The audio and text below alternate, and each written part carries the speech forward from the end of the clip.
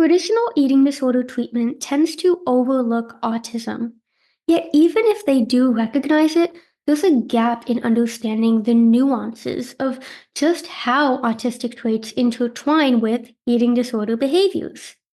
For this reason, many autistic people are invalidated, traumatized, and stamped with countless labels, including hopeless, manipulative, and too complex, while trying to get help for their eating disorder or eating disorders.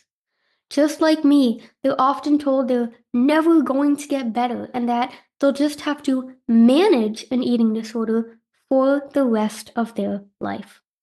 If you or someone you care for is currently struggling with food, exercise, and or their body, I'm here to tell you from the start that full recovery is 100% possible for anyone. But here's the catch. You have to want it. In this video, I'm going to share my story with growing up undiagnosed autistic, how this led to the development of an eating disorder, and what I did to tip the scales, no pun intended, from terrified of recovery to actually wanting to do whatever it took to find freedom from my eating disorder. It goes without saying that there's only so much I can cover in a single video, so if you want to dive even deeper into the complex connection between autism and eating disorders, be sure to grab a copy of my book, Rainbow Girl, a memoir of autism and anorexia. And now, without further ado, let's dive into how I recovered from an eating disorder as an autistic person.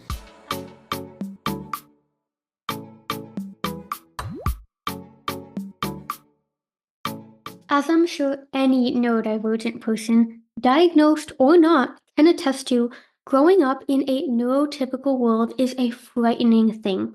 On a deep soul level, you know you're different from everyone else, but you can't quite pin down why. You know your interests are different. You know the way you approach problems is different. And everyone seems to have been born with the rule book on how to have social interactions, except for you. So, what do? You adapt. You adapt by taking on external identities, camouflaging like a chameleon in the rainforest, and hiding in the shadows to protect yourself from being found out and preyed on. Because perhaps there have been times where you did show your true self, but rather than the authentic version of you being respected and celebrated, you were made fun of. You were bullied and teased, which only proved how important it was for you to learn to conform.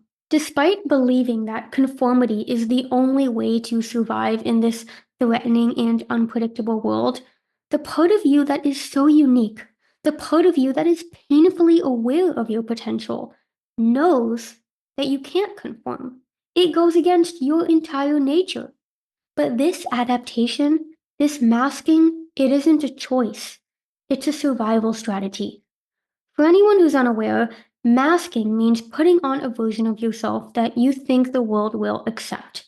It's carefully studying how others act, how they speak, and then mimicking their behaviors and expressions and even their emotions.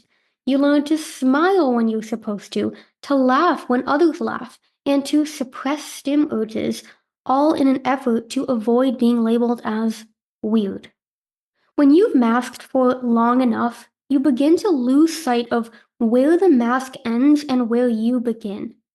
Obviously, pretending to be someone else is exhausting, but it seems safer than the alternative. When it comes to autism and eating disorders, this is often where the confusion starts.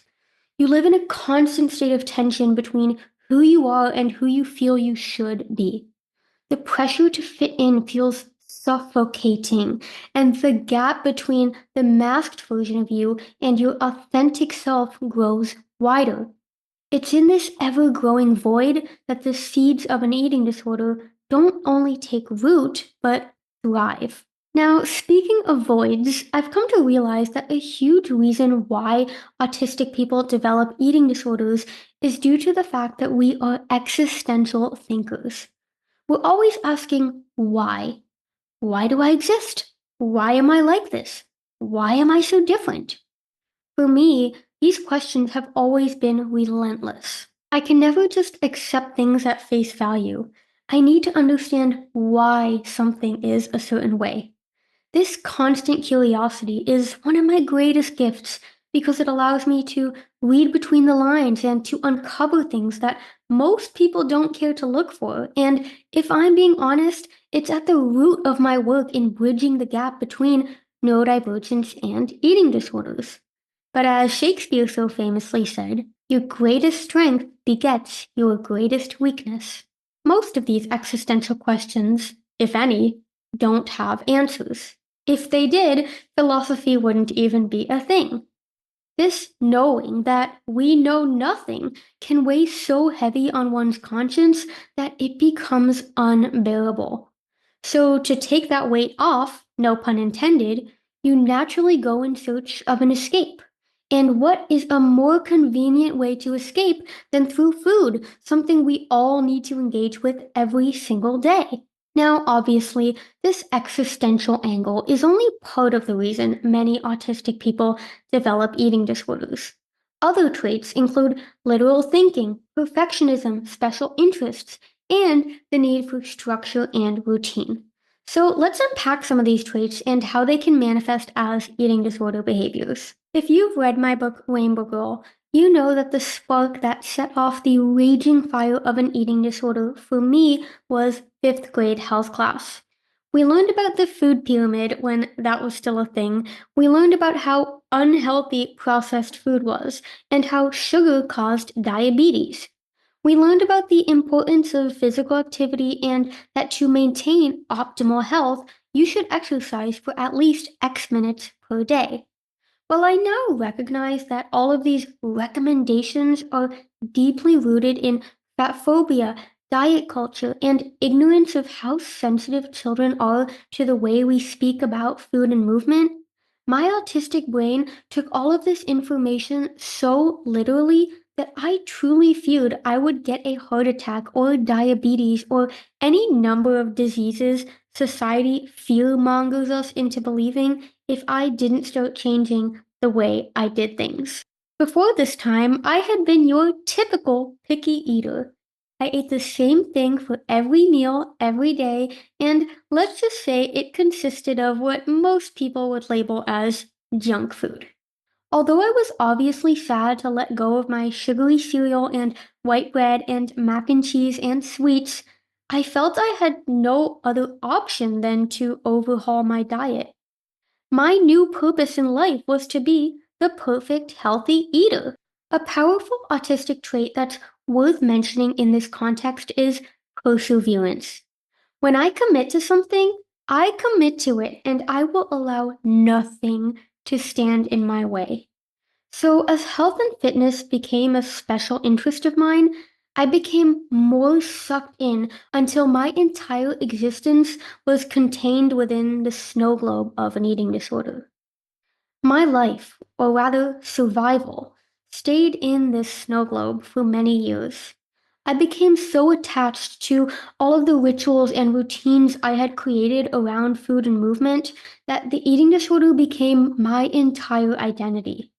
Every second of every day revolved around planning what, when, and how I was going to eat, and when and how much I was going to exercise. Somehow, I was passing all my school classes with flying colors, although I seriously question how I managed, considering 99% of my thoughts were food and exercise related. I just want to take a quick break from this video to share that enrollment for the Autistically ED Free Academy is officially open.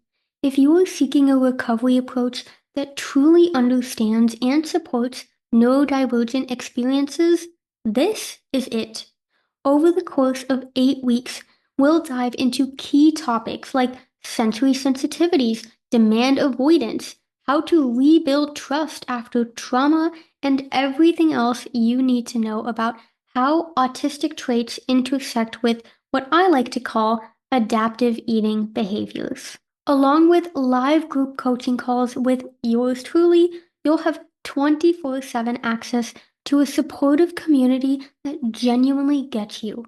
Enrollment is open for a limited time only, so if you're ready to start a journey towards true neurodiversity affirming eating disorder recovery, head over to livelabelfree.com/group and secure your place in the Autistically ED Free Academy today.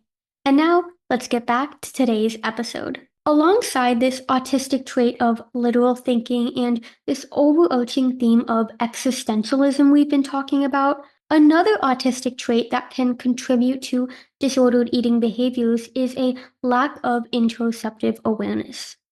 Interoception, also known as the eighth sense, is responsible for helping you interpret internal cues. It balances the need for change with the need to stay the same.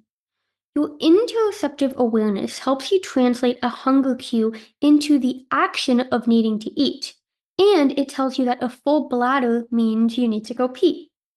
Because neurodivergent individuals tend to struggle with interoception, we may have more difficulty interpreting these inner cues, which makes eating when you're hungry and stopping when you're full a challenge. So, while I was on this existential journey to becoming what I believe to be the epitome of health, and I realized that I didn't have tummy rumbles like everyone else seemed to have, my literal mind once again translated no hunger cues to no need to eat.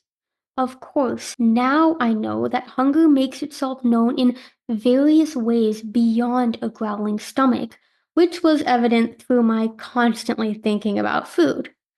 But at the time, all I knew was that my previous way of living wasn't working, so I would do whatever it took to find a sense of fulfillment. This searching for meaning underscores the entire duration of my eating disorder. And like all forms of searching, it was founded on a sense of lack. This deprivation is, ironically, the eating disorder's greatest source of fuel. But the eating disorder is never satisfied. As soon as I cut out one food, the temptation to restrict something else grew stronger. As soon as I did more push ups one day, I believed I had set a precedent and would have to do at least that many push ups the next day. This constant cycle of never enough is what kept the disorder alive. Just as my adherence to structure and routines became more entrenched, my ability to tolerate even the slightest changes completely diminished. I started getting panic attacks when my mom would have dinner 5 minutes late or when the store didn't carry the brand of yogurt I always bought. The frequency of my panic attacks increased by the day, so much so that my entire family was constantly walking on eggshells around me. There was one night in particular that I define as my rock bottom moment. That is to say, my tipping point. I remember looking at my sisters trembling in the corner of the kitchen, and although I had known for months that my eating disorder was affecting everyone around me, it was in that moment that the fear I saw in their eyes just penetrated my entire being. The feeling was so strong and so painful that I ran up to my room to scream and cry on my bed, realizing I was pushing everyone away, but wanted nothing more than my family to come up and tell me everything was going to be okay. When they eventually did come, through my tears, I exclaimed, I can't do this anymore. It was precisely in that moment that I knew I could never go back to the eating disorder. It was as if all this time I had been straddling an ever growing void, a chasm between the eating disorder and my true self. I had now chosen my true self, and the void was now too great to ever leap back to the lands of disordered eating. Now, I know these metaphors may all sound very poetic and as if, oh, she chose freedom, what a wonderful happy ending. Let me tell you, the reality was far from sunshine and rainbows, no pun intended.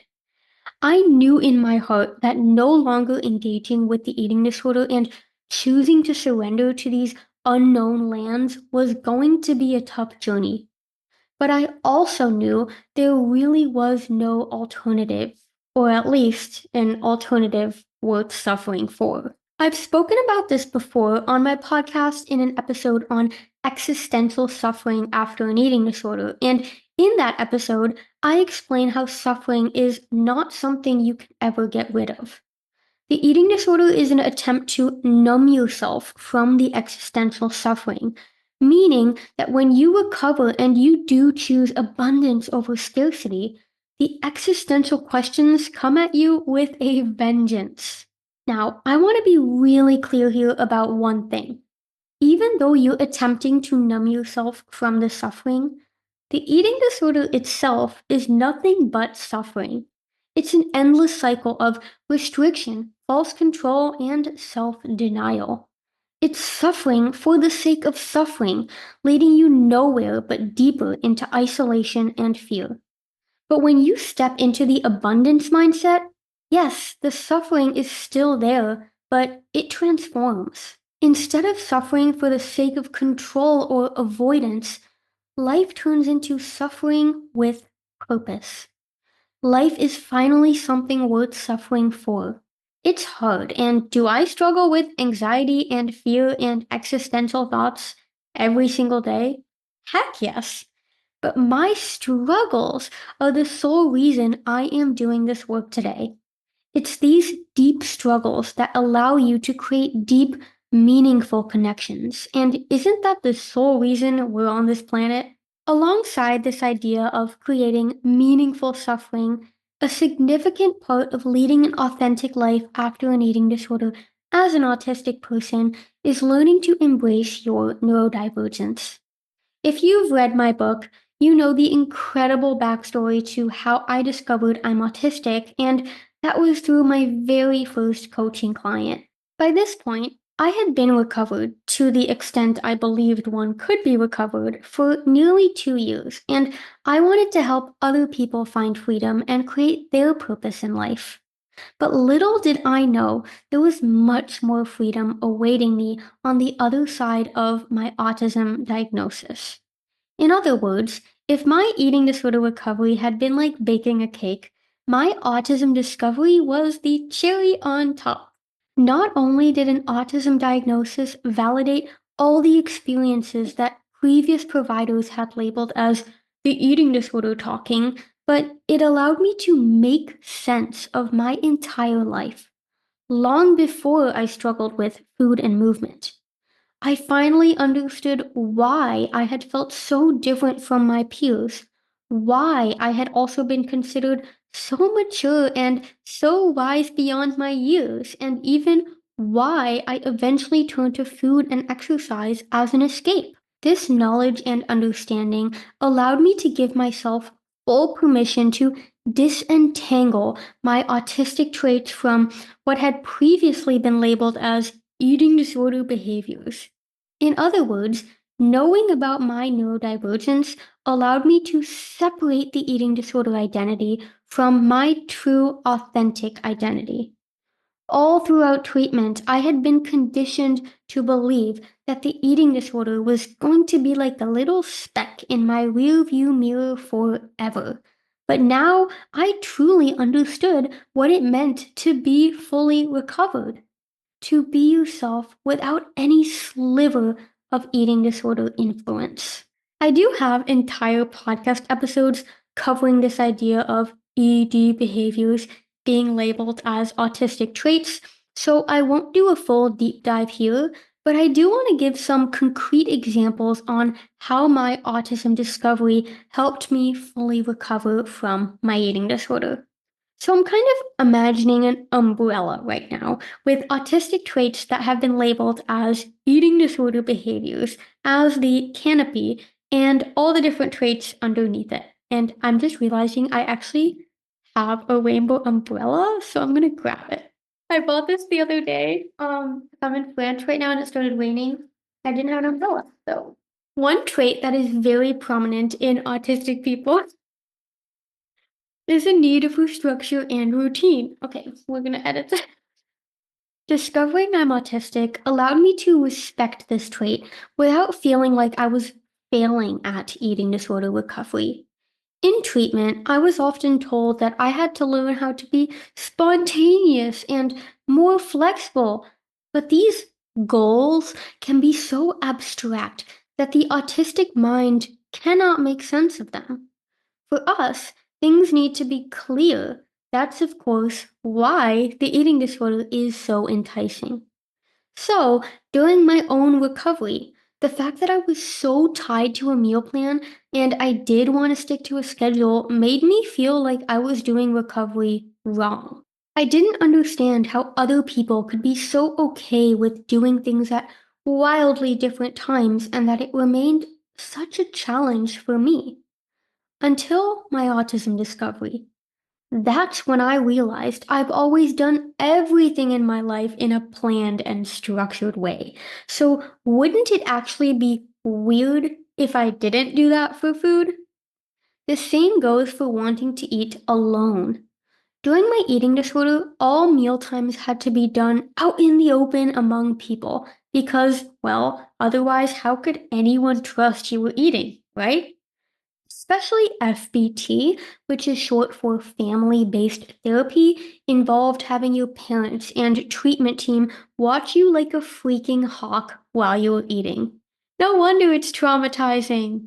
Anyways, I'm sure that at least some of my current preference for eating alone is tied to the trauma of FBT and eating disorder treatment in general. But thanks to the incredible community of neurodivergent people I've met on this journey, I know that wanting to eat alone is a very common autistic trait.